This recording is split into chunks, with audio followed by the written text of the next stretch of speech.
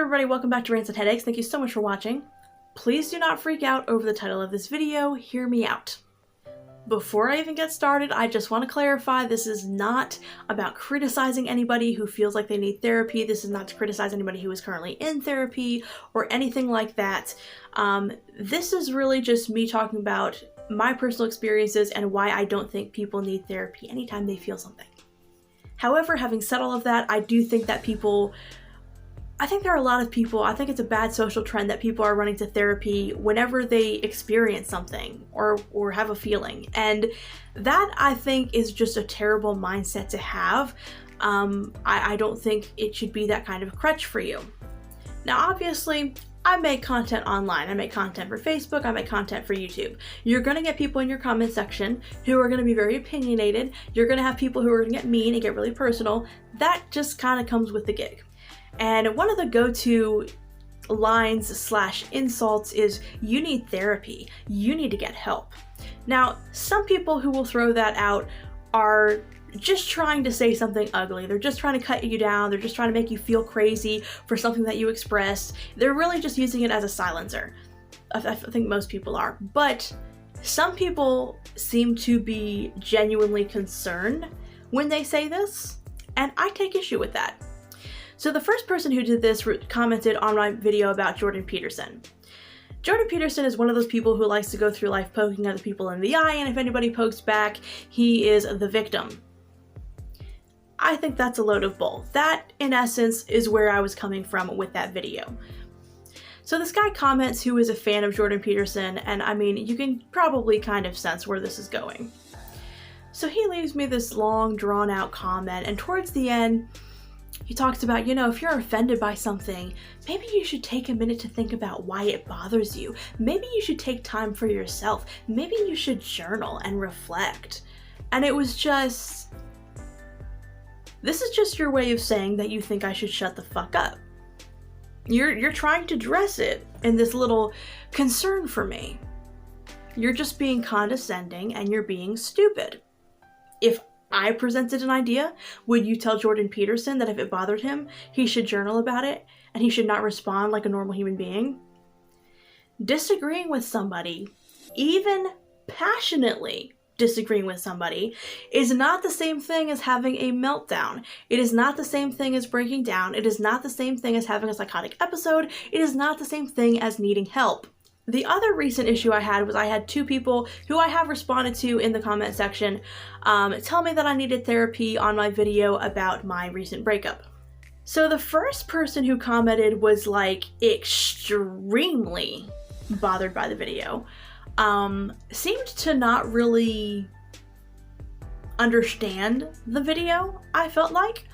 I really feel like this was a circumstance of just projecting all kinds of her personal nonsense onto me, and you know what? I'm not responsible for everyone else. I am responsible for me. So if you've got your own issues, do not come to my channel and project them onto me, please. But she mentioned that I needed therapy like 5 times in this 3-page comment.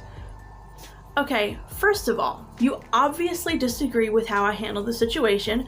Fair enough, you're totally entitled to your opinion. But guess what, baby? Guess what? Someone doesn't necessarily need therapy because you disagree with them. Yeah, see how that works? Her main issue seemed to be that I was dating someone casually. I started having feelings for this person, and I eventually said, hey, if you're open to it, I would like more. He did not. I didn't push the issue. We saw each other a little longer. Eventually, I felt like, you know what? I can't keep investing my time and emotional energy into this particular situation if there's not more, when at this point, that's what I want. So I broke it off. There's nothing crazy about this circumstance. We were respectful to each other, we respected each other's boundaries, there was open communication. This entire thing was actually very healthy. It just got to a point where, for me, it was no longer mutually beneficial. That's not a matter of needing therapy. We both were mature enough to respect each other's wishes, to have open and honest communication. I mean, this was actually a very, that's kind of why I wanted it to continue. That's kind of why I wanted more with this guy, because it was a very healthy, happy, comfortable situation. This is the best relationship I've ever been in my life, which I was not prepared for. But my point is, there was decency and maturity and intellect applied to the circumstance on both sides. How do you have such a problem with that you were going to tell someone they need therapy to deal with their issues? There weren't those kind of issues. Like, what is the problem? The fact that I felt sad when we broke up? Yeah, that's super abnormal. I better get some help. I don't understand. Just because the situation didn't work out the way I wanted to doesn't mean that I'm broken. It doesn't mean that I did anything wrong. It doesn't mean that he did anything wrong. I wasn't cheated on, I wasn't lied to, I wasn't played. There really wasn't anything wrong emotionally with either of us in this circumstance. Even when I was breaking up with him over the phone, it broke my heart to do. And yeah, I still have feelings about it because I can't have a future with someone I want a future with, which is totally normal, again. But even then, I felt comfortable talking to him. I didn't feel like it was this huge thing I had to worry about and worry about and worry about it. We had an adult conversation about it, and we respected each other throughout. Like, for all of the things we did, from beginning to end, it's like as close to perfect as it could have been in terms of mental and emotional stability. And that is what truly makes it nuts for someone to say I need therapy based on this particular situation. Okay, but the next comment is even better. It was not this long drawn out thing, it was a couple of sentences, but he said he thought I needed therapy because I fell in love so quickly. This thing lasted like about 6.5 months, something like that, not quite 7. I'd say the point where I actually felt like I had fallen in love was probably maybe 2 months. But here's the thing.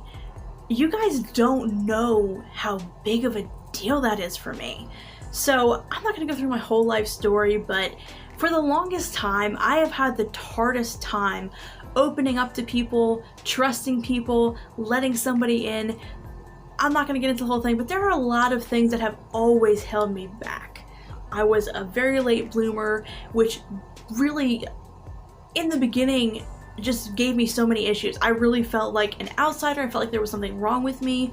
All of these people were, around me were like falling in love when they were like 17 and 18, and I'm just kind of like, I don't get it. I didn't even go on my first date until I was 19 years old. And even then, it was kind of like, I wouldn't have a problem feeling attraction. I wouldn't have a problem feeling a spark. I wouldn't have a problem finding someone I was interested in.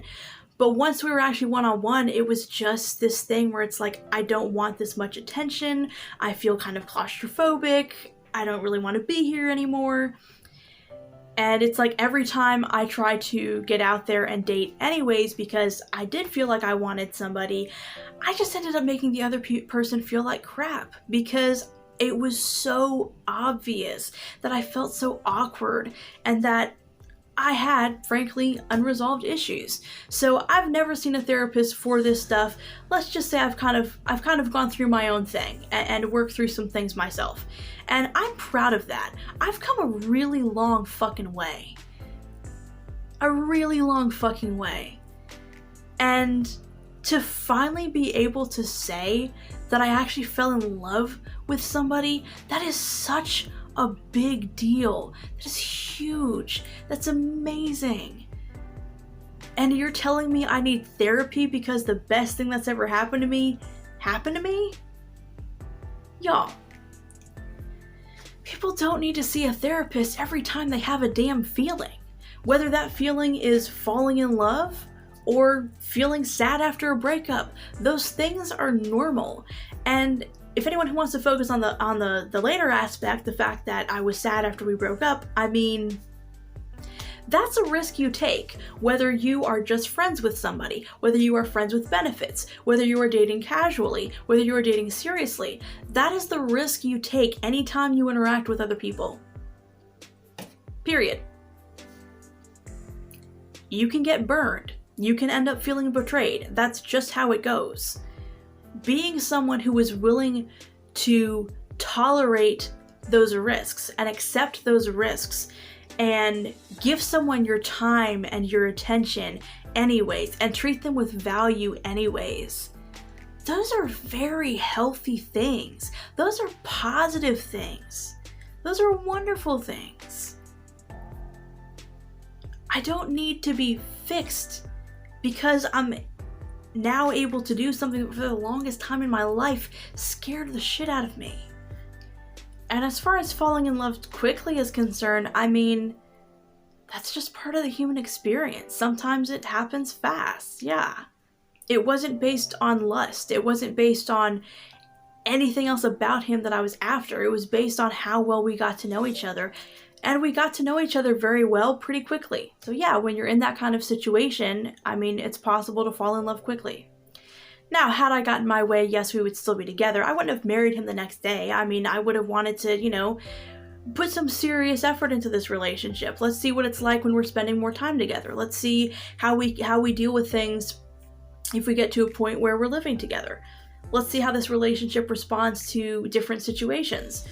My point is that I would not have made any serious decisions based only on my emotions, which again is a sign of emotional maturity.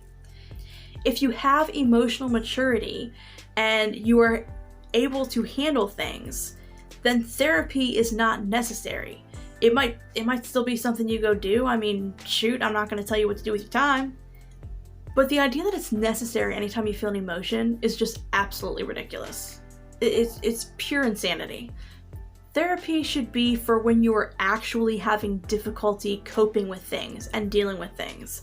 It should not just be for any time you have a bad feeling or go through a negative experience. Now, if you really are having trouble coping consistently all the time with circumstances that really should not drag you down as much, then yes, go to therapy. I'm not telling anybody out there who genuinely needs help to not go get help.